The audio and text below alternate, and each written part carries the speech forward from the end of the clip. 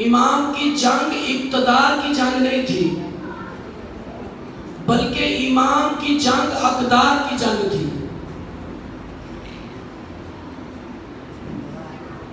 امام اقتدار کے لیے نہیں نکلے تھے، بلکہ امام اسلامی اقدار کے لیے نکلے تھے۔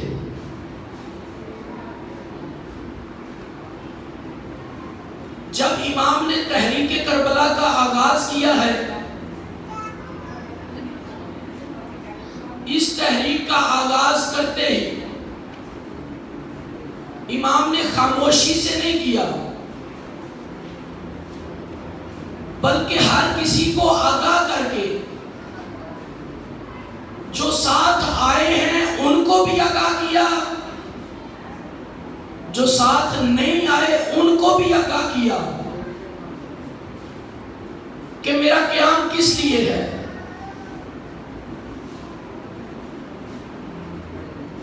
دو طرح کے لوگوں نے امام کو زخمی کیا۔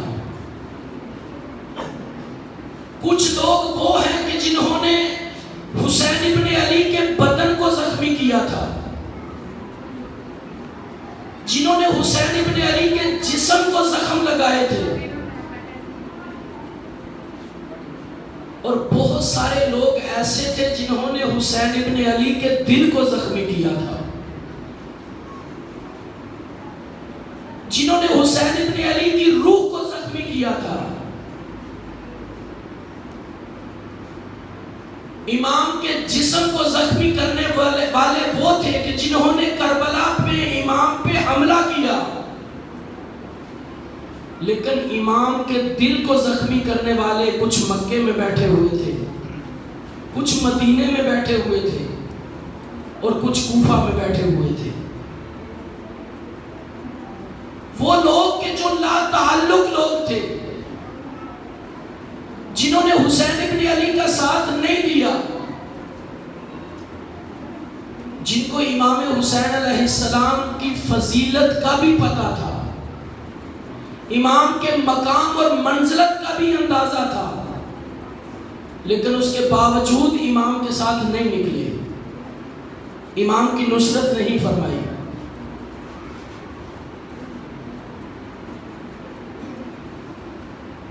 عرض کیا تھا کہ 3 طرح کی موتیں ہیں۔ ایک موت ہے بدن کی موت، کہ جب بدن سے روح پرواز کر جائے، جان نکل جائے، تو یہ اس بدن کی موت ہوتی ہے۔ اب حکم ہے کہ اس بدن کو غسل دے کے، کفن پہنا کے، حنوط کر کے اس کو دفن کر دیا جائے۔ اب اس کو رکھنے کا کوئی فائدہ نہیں ہے، بلکہ حکم ہے کہ جتنی جلدی ہو سکے تدفین کر دی جائے، دفن کر دیا جائے۔ اور دوسری ہے دل کی موت، جسم سے جان نکل جائے تو جسم مر جاتا ہے، یہ جان کی جسم کی موت ہوتی ہے، اور اگر دل سے یاد الہی نکل جائے تو یہ دلوں کی موت ہوتی ہے۔ اگر دل یاد الہی سے غافل ہو جائے، دل ذکر خدا سے غافل ہو جائے، تو یہ دل مردہ ہو جاتا ہے، دل مر جاتا ہے۔ اور انسان کا دل یاد الہی سے غافل کیسے ہوتا ہے؟ پروردگار عالم ارشاد فرماتا ہے، یا ایھا الانسان ما غرک بربک الکریم، اے انسان تجھے کس نے اپنے رب سے غافل کر دیا ہے؟ تجھے کس نے خدا سے غافل بنا دیا ہے؟ انسان رب سے غافل ہوتا ہے کبھی مال کی وجہ سے، کبھی اولاد کی وجہ سے۔ انسان رب سے غافل ہوتا ہے کبھی شہرت کی وجہ سے، کبھی حماقت کی وجہ سے۔ یہ کچھ چیزیں سبب بنتی ہیں کہ جو انسان کو خدا سے غافل بنا دیتی ہیں۔ اور جب انسان کے دل سے یاد الہی نکل جائے تو انسان کا دل مردہ ہو جاتا ہے، انسان کا دل مر جاتا ہے۔ جب دل مر جائے، دل مردہ ہو جائے تو پھر کیا ہوتا ہے؟ اس کا انجام کیا ہوتا ہے؟ اس کا نتیجہ کیا ہوتا ہے؟ اس کا نتیجہ یہ نکلتا ہے کہ انسان حسین ابن علی کو قتل کرنے کے لیے تیار ہو جاتا ہے۔ جب انسان کا دل مر جائے تو انسان کچھ بھی کرنے کو تیار ہو جاتا ہے، اس لیے کہ اس کا دل ہی مردہ ہے، کوئی پرواہ ہی نہیں رہتی۔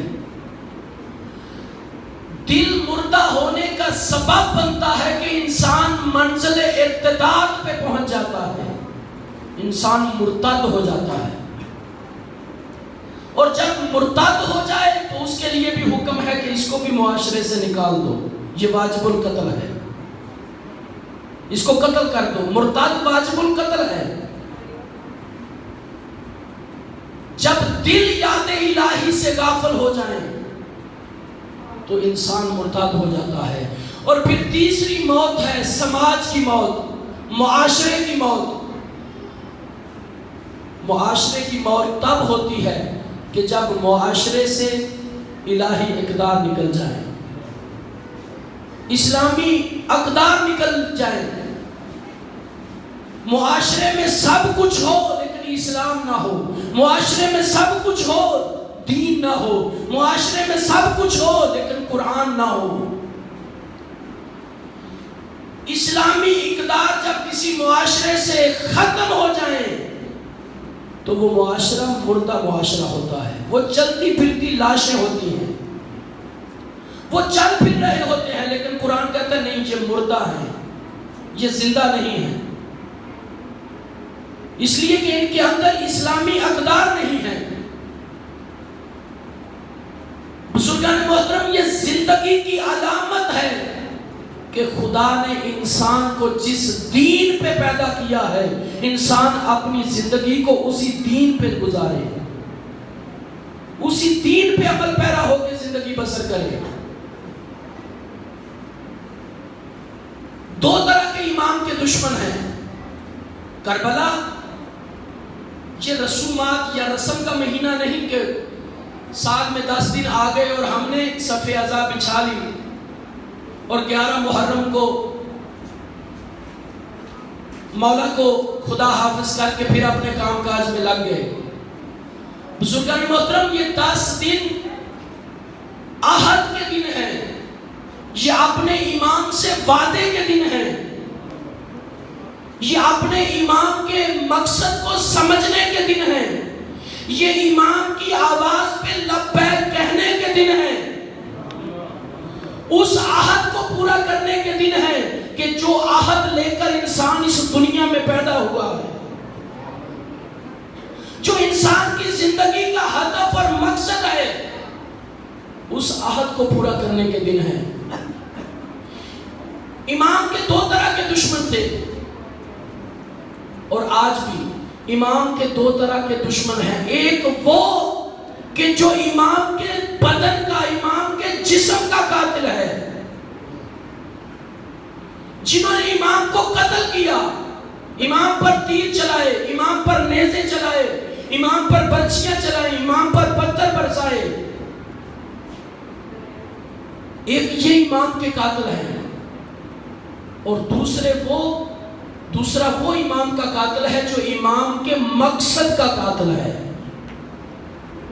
امام کے ہدف کا قاتل ہے۔ بدن کا قتل یہ پرواہ نہیں کرتے، بدن کے قتل کی پرواہ نہیں کرتے۔ اولیاء اللہ کو جان کا خوف نہیں ہوتا کہ ہم مار دیے جائیں گے، قتل کر دیے جائیں گے، نہیں۔ امیر المومنین کو جب ضربت لگی ہے 19 رمضان کو، تو امام نے فرمایا تھا، اے موت میں کب سے تیرے پیچھے تھا، احد میں تیرے پیچھے گیا، خندق میں تیرے پیچھے گیا، فلاں جنگ میں تیرے پیچھے گیا، لیکن تو مجھے نہیں ملی۔ یعنی شہادت کے لیے تڑپتے تھے امیر المومنین، لیکن شہادت نہیں ملی تھی۔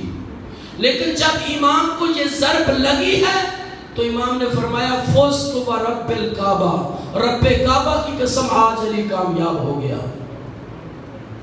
آج علی کامیاب ہو گیا۔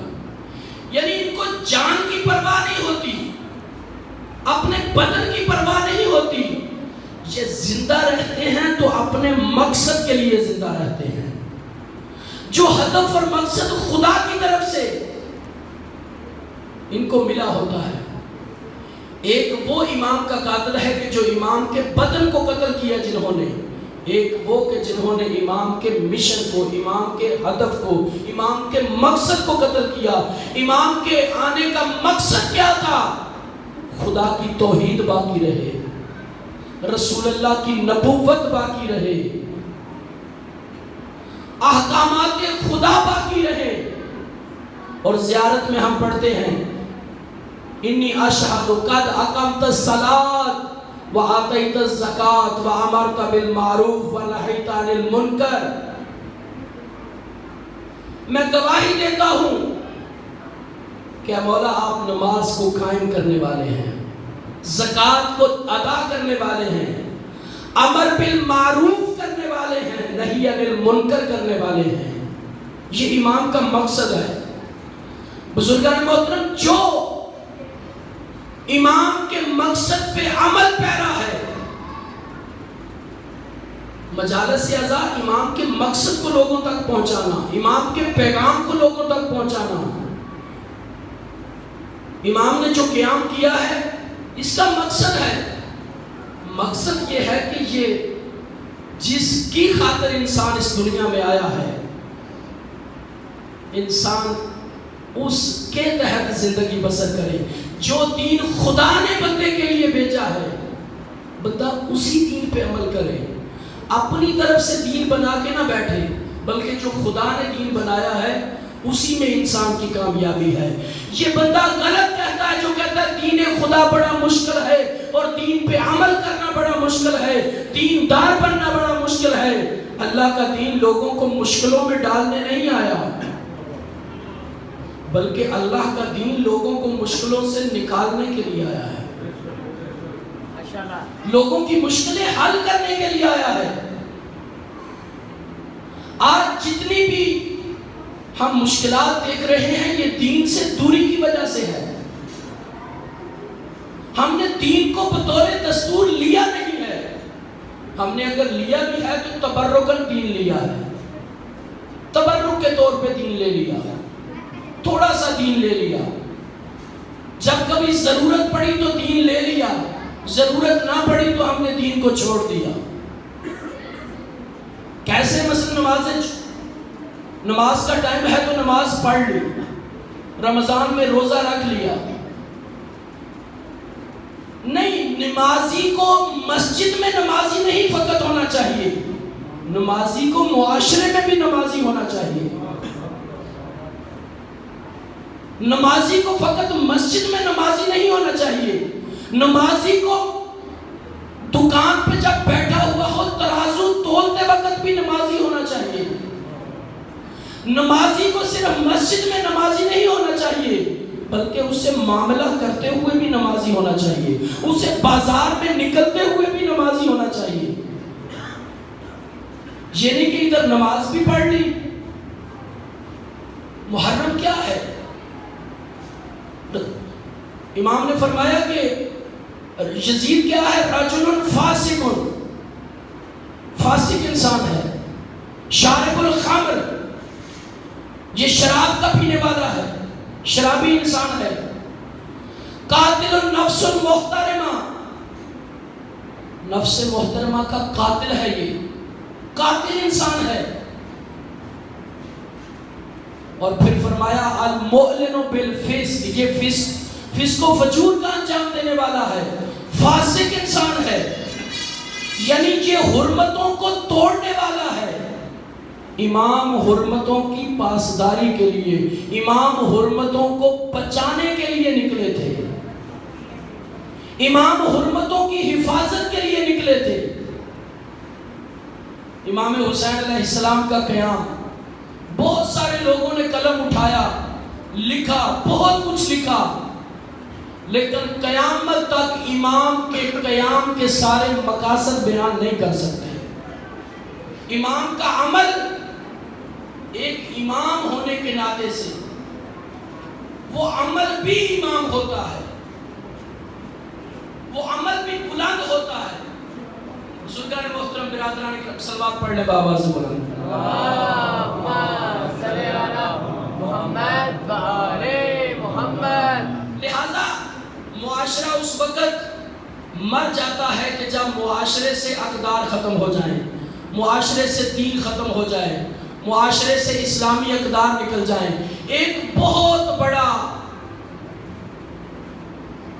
بہت بڑی چیز کہ جو قیام امام حسین علیہ السلام میں بڑی اہمیت کی حامل ہے کہ جس کو امام نے اجاگر کیا، وہ تھا احساس ذمہ داری۔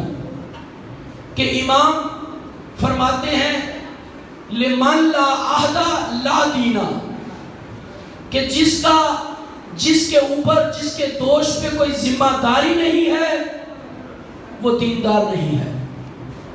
یعنی اس معاشرے کے لوگ اپنے آپ کو ذمہ دار نہیں سمجھ رہے تھے،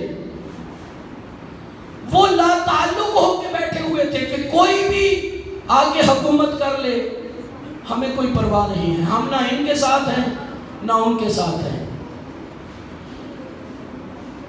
یعنی ان لوگوں نے امیر المومنین کا دور دیکھیں، امام کو بھی سب سے زیادہ نقصان اس طبقے نے پہنچایا ہے کہ جو غیر جانبدار ہو کے بیٹھ گیا تھا، جو کہتا تھا ہم نہ امیر شام کے ساتھ ہیں نہ امیر المومنین کے ساتھ ہیں۔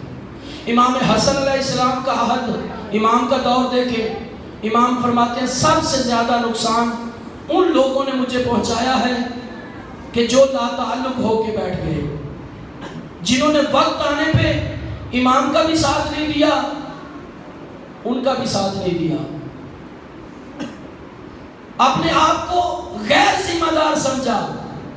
دین میں اس بندے کی کوئی ویلیو نہیں ہے، دین کی نگاہ میں، امام کی نگاہ میں، خدا کی نگاہ میں، کہ جس کے دوش پہ کوئی ذمہ داری نہیں ہے، جو خود اپنی ہی ذمہ داری نہیں لیتا، جائے کہ کسی اور کی ذمہ داری لے، اپنے دین کی ذمہ داری لے، اپنے مکتب کی ذمہ داری لے، اپنے گھر کی ذمہ داری لے، اپنے مسلک کی ذمہ داری لے، نہیں، کوئی بھی ذمہ داری نہیں ہے۔ فرمایا جس کی کوئی ذمہ داری نہیں ہے اس کا کوئی دین نہیں ہے، وہ دیندار نہیں ہے۔ امام نے اس ذمہ داری کا احساس دلایا کہ جتنے ذمہ دار تھے وہ سارے امام کے ساتھ کربلا چل دیے، وہ امام کے ساتھ نکل پڑے، کہ جو اپنے کندھوں پہ ذمہ داری محسوس کر رہے تھے کہ اس وقت ہمارا فریضہ کیا بنتا ہے، اس وقت کا تقاضا کیا ہے کہ ہم گھروں میں رہیں یا امام کے ساتھ کربلا چلے جائیں۔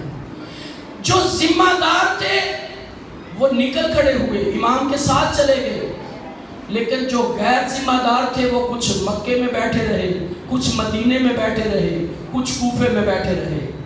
اور ایسے لوگ امام کو ملے ہیں کہ امام ان کو جگانے کی کوشش کرتے ہیں۔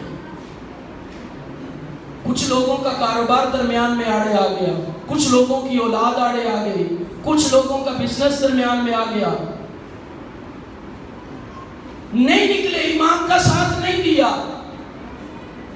امام جب نکلے ہیں مدینے سے، رستے میں ایک زمیندار سے ملاقات ہوتی ہے جو کھیتوں میں پانی دے رہا تھا۔ امام اس کے قریب سے گزرے، اس نے سلام کیا، فرزند رسول کیا حال ہے، ٹھیک ہے؟ امام نے سلام کا جواب دیا، خوش ہوا کہ فرزند رسول کی زیارت ہو گئی۔ کہاں جا رہے ہیں؟ امام نے سارا بتایا، ایک پہ اتمام حجت کی کہ میں کیوں جا رہا ہوں۔ کسی کو امام نے نظر انداز نہیں کیا، حتیٰ کہ عیسائی تھے وہب قلبی، ان کو بھی بتایا کہ میں کیوں نکل رہا ہوں، میرا قیام کس لیے ہے، اس کو بھی بتایا کہ میں کیوں جا رہا ہوں۔ سارا مقصد امام نے اس کو بتایا۔ اس ذمہ دار کو کھیتوں کو پانی لگا کے بیٹھا ہوا تھا، فصلیں اگا رہا تھا، ایک ایک چیز امام نے بتائی اس کو، قیام کا مقصد ہے۔ تو وہ آخر پہ ساری بات سن کے کہتا ہے فرزند رسول میرے یہ کنویں کا پانی کڑوا ہے، ذرا دم کر دے یہ میٹھا ہو جائے۔ امام نے پانی لیا، اپنے منہ میں ڈالا، دوبارہ اس کو کنویں میں انڈیل دیا، کنویں کا پانی میٹھا ہو گیا۔ پانی میٹھا ہو گیا، امام چل پڑے۔ اس بندہ خدا کو امام بتا رہے ہیں کہ میں راہ خدا میں نکلا ہوں، میں دین کے لیے نکلا ہوں، لیکن اسے اپنے فصلوں کی فکر پڑی ہوئی ہے، اپنے روزگار کی فکر پڑی ہوئی ہے۔ اس نے امام کی بات ہی سنی انسنی کر دی۔ یا ایھا الانسان ما غرک بربک الکریم، اے انسان تجھے کس نے اپنے رب سے غافل کر دیا ہے؟ کہیں ایسا نہ ہو کہ ہم بھی اپنے دوست پہ کوئی ذمہ داری محسوس نہ کریں، اپنی دنیا میں لگے رہیں، اپنی فکر میں لگے رہیں، اور امام وقت ہم سے کسی چیز کا تقاضا کر رہا ہو، امام وقت ہم سے کچھ چاہتا ہو، ہمارا 12واں آقا ہم سے کسی چیز کا متمنی ہو، اور ہم اپنی روزی روٹی، اپنے بزنس، اپنے کاروبار، ان چکروں میں رہیں، اپنے دوست پہ کوئی ذمہ داری ہی نہ لیں کہ میری اپنی کیا ذمہ داری ہے، میری گھر میں کیا ذمہ داری ہے، میری اپنے مذہب میں، اپنے مکتب میں کیا ذمہ داری ہے، میری اپنے عبادت خانے میں کیا ذمہ داری ہے، میری اپنی بستی میں کیا ذمہ داری ہے، میری اپنے شہر میں کیا ذمہ داری ہے، میری اپنے ملک میں کیا ذمہ داری ہے۔ آخر میں ذمہ دار ہوں۔ وہ بندہ کہ جو امام کے سامنے آ کے کہتا تھا مولا میں آپ کا شیعہ ہوں، تو امام نے فرمایا کہ یہ تو اتنی بڑی بات کر رہا ہے، شیعہ ہونا کوئی معمولی بات ہے، شیعہ ہونا کوئی چھوٹی بات ہے۔ امیر المومنین سے غلام کہتا مولا باہر کچھ لوگ آئے ہیں۔ کہا کون؟ کہا کہہ رہے ہیں ہم علی کے شیعہ ہیں۔ امام جلدی سے باہر آئے، تیز قدموں سے چلتے ہوئے آ کے دروازہ کھولا، کچھ لوگوں کو دیکھا، دیکھ کر امام نے منہ موڑ لیا۔ کہا یا علی کو غلطی ہو گئی۔ کہا تم میں تو میں شیعوں کی کوئی بھی علامت نہیں دیکھ رہا، تمہارے چہروں پہ تو شیعوں کی کوئی علامت ہی نہیں ہے، ہمارے شیعہ ایسے تو نہیں ہوتے۔ میں تو ترس رہا ہوں اپنے شیعوں کو دیکھنے کے لیے، امام متمنی تھے اپنے شیعہ کو دیکھنے کے لیے، اسی لیے جلدی سے امام دروازے کی طرف آئے۔ بزرگان محترم، برادران کرام، ہمیں چاہیے کہ ہم اس عشرہ محرم میں، اس محرم جو کہ عہد کا مہینہ ہے، جو کہ اپنے امام سے وفا کرنے کا مہینہ ہے، جو کہ اپنے آپ کو حسینی بنانے کا مہینہ ہے، عرض کر رہا ہوں کہ حسینی یا حسینیت وہ نہیں ہوتی کہ جو ہم اپنے امام کی بارگاہ میں پیش کر رہے ہیں، جو ہم اپنے امام کی بارگاہ میں تبرکات پیش کر رہے ہیں، یہ حسینیت نہیں ہے، بلکہ حسینیت وہ ہے کہ جو امام حسین خود انجام دے رہے ہیں، جو امام خود عمل کر رہے ہیں، وہ حسینیت ہے، نہ کہ جو کچھ ہم امام کے لیے کر رہے ہیں۔ یہ عقیدت ہے، یہ تبرکن ہے۔ حسینیت وہ ہے کہ جو امام دین خدا کے لیے اقدام کر رہے ہیں، وہ حسینیت ہے۔ امام نے فرمایا مثلی لا یبایع مثلہ، مجھ جیسا کبھی اس جیسے کی بیعت نہیں کر سکتا۔ امام نے یہ اس وقت ارشاد فرمایا کہ جب یزید کا بھی سارا تعارف کروایا تھا، اپنا بھی تعارف کروایا تھا، اور اپنا مقام بھی بتایا تھا، اور ان لوگوں کو جو خواص تھے، جو لوگوں میں عوام جو ہوتے ہیں، عوام کی بات اور ہوتی ہے، لیکن امام نے عرض کیا تھا رات کو کہ ایک خطبہ دیا ہے خواص کو، سارے علماء کو جمع کر کے، برجستہ شخصیات کو جمع کر کے، سرداروں کو جمع کر کے مینا میں جمع کر کے امام نے ان کو خطبہ دے کے فرمایا کہ تمہارے پاس جو عزت ہے یہ اسلام نے دی ہے، تمہیں جو مقام دیا ہے یہ دین نے دیا ہے، لیکن اس کے باوجود تم دین کے لیے نہیں اٹھتے، تم اسلام کے لیے نہیں اٹھتے۔ دین کو پائمال کیا جا رہا ہے، اسلام کو پامال کیا جا رہا ہے، لیکن تم کیوں نہیں اٹھتے؟ امام نے فرمایا الا ترون علی الحق، کیا تم دیکھتے نہیں کہ حق پر عمل نہیں ہو رہا اور باطل سے روکا نہیں جا رہا اور تمہیں پرواہ تک نہیں ہے؟ جب انسان کے اندر سے یہ پرواہ ختم ہو جائے تو سمجھے کہ معاشرہ مردہ معاشرہ ہے۔ ہمارے اندر وہ احیا کرنے کی ضرورت ہے، معاشرے کو زندہ کرنے کی ضرورت ہے، اور معاشرہ زندہ ہوتا ہے جب الہی اقدار زندہ ہو، جو امام حسین علیہ السلام چاہتے تھے۔ امام حسین علیہ السلام کو کون نہیں جانتا تھا کہ حسین کون ہے؟ امام کی عظمت کے قائل تھے سارے لوگ، فضیلت کے قائل تھے، لیکن امام کی بات نہیں مانتے تھے۔ دوسرے لفظوں میں اگر کہوں کہ محب تھے، امام سے محبت کرنے والے تھے، لیکن امام کے شیعہ نہیں تھے۔ محب ہونا اور بات ہے، امام کا شیعہ ہونا اور بات ہے۔ شیعہ وہ ہوتا ہے جو زندگی کے ہر موڑ پہ اپنے امام کی رضا کو سمجھتا ہو، اپنے امام کی مرضی کو سمجھتا ہو، زندگی کے کسی موڑ پہ۔ مالک اشتر امام کا شیعہ، ایسا شیعہ کہ جو زندگی کے ہر مقام پہ اپنے امام کی رضا کو جانتا ہے، اپنے امام کی مرضی کو جانتا ہے۔ بزرگان محترم، برادران کرام، مالک اشتر گزر رہے ہیں بازار سے گزرتے ہوئے ایک بندے کو کندھا لگ گیا جناب مالک کا۔ جب کندھا لگا، مالک اشتر کون ہے کہ امیر المومنین فرماتے ہیں مالک میرے ساتھ ایسے ہے جیسے میں رسول اللہ کے ساتھ تھا۔ مالک کی میرے نزدیک وہ مقام ہے کہ جو میرا رسول اللہ کے ہاں تھا۔ فرمایا کرتے تھے مالک میرا بازو ہے، امیر المومنین فرماتے تھے۔ مالک اپنے مولا کو اس قدر سمجھتے تھے، اس قدر جانتے تھے۔ گزر رہے ہیں، ایک بندے کو کندھا لگ گیا، اس بندے نے گالیاں دینا شروع کر دی، الٹا سیدھا بولنا شروع کر دیا، بہت